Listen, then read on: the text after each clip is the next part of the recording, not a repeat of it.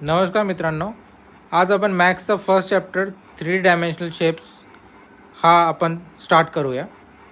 तर मागच्या व्हिडिओमध्ये मी तुम्हाला बुकचं इंट्रो केलं होतं, तर आता आपण फर्स्ट चॅप्टर सुरू करू. तर पहिलं रिव्हिजन दिलं आहे त्यांनी की identify the shapes of the following object and classify them as 2 dimensional and 3 dimensional. तर जसं की नाव आहे धड्याचं 3 डायमेन्शनल, त्याच्यामध्ये आपल्याला सांगितलं की काही वस्तू दिले त्यांनी, त्यांचं 2D डायमेन्शनल 3 डायमेन्शनल आपल्याला विभाजणी करायची. तर पहिले दिले त्यांनी 2D डायमेन्शनल शेप. तर आपण पहिले बघू हा ड्रम.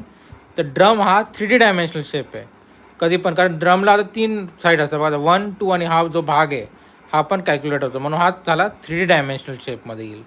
त्याच्यानंतर टेबलचं सरफेस आहे, कधी पण असे सरफेस राहिले जसं की प्लेग्राऊंड, टेबल्स, रोड जे सरळ असतात, स्क्वेअर असतात किंवा रेक्टँगल असतात, ते कधी पण 2D डायमेन्शनल येतील. तर सरफेस ऑफ द टेबल हा नेहमी 2D डायमेन्शनल शेपमध्ये येईल. पुन्हा आता रीड पाईप आणि माउथपीस हा पण 3D डायमेन्शनल शेपच येईल, कारण ह्याच्यासारखाच आहे हा थोडासा बघा, कर्व असतं, आतमध्ये पण आहे, इथून पण आहे, ठीक आहे, बाहेर. परत हा आला कॅरम बोर्ड, तर हा साहजिक हा 2D डायमेन्शनल शेपमध्ये येईल.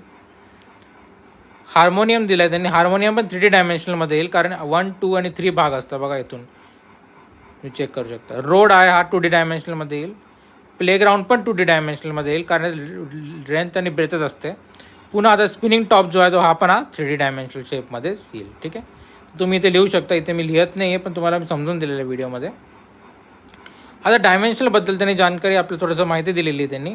तर डायमेन्शनल म्हणजे मिती. तर फर्स्ट म्हणजे 1 डायमेन्शनल म्हणजे 1 मिती, सेकंड डायमेन्शनल म्हणजे 2 मिती आणि 3 डायमेन्शनल म्हणजे 3 मिती. आता आपण याचं समजूया म्हणजे काय दिलेलं आहे. तर 1 डायमेन्शनल शेप कधी पण कोणी विचारलं तर आपण म्हणू फक्त एकच लेंथ असते त्याला, फक्त एक स्ट्रेट एखादी रो असेल, उभी पण असू शकते किंवा आडवी पण असू शकते. 2D डायमेन्शनमध्ये नेहमी लक्षात ठेवायचं की लेंथ आणि विड्थच येतं. त्याच्यानंतर आपण 3D डायमेन्शनल बघूया. 3D डायमेन्शनलमध्ये लक्षात ठेवायचं कधी पण हाईट, विड्थ आणि लेंथ हे तिघं येतात. तर म्हणजे एखाद्याने आपल्याला सांगितलं की तुम्ही कसं ह्याला डिस्टिंग्विश करू शकता, तर ह्याच्यावरच करायचं. हाईट, विड्थ आणि लेंथ असेल तर तो 3D ऑब्जेक्ट राहील. फक्त लेंथ आणि विड्थ राहील तर हा आपला 2D डायमेन्शनल शेप आपण धरू शकतो, आणि फक्त लेंथ राहील तर आपण त्याला फक्त 1 डायमेन्शनल, ठीक आहे.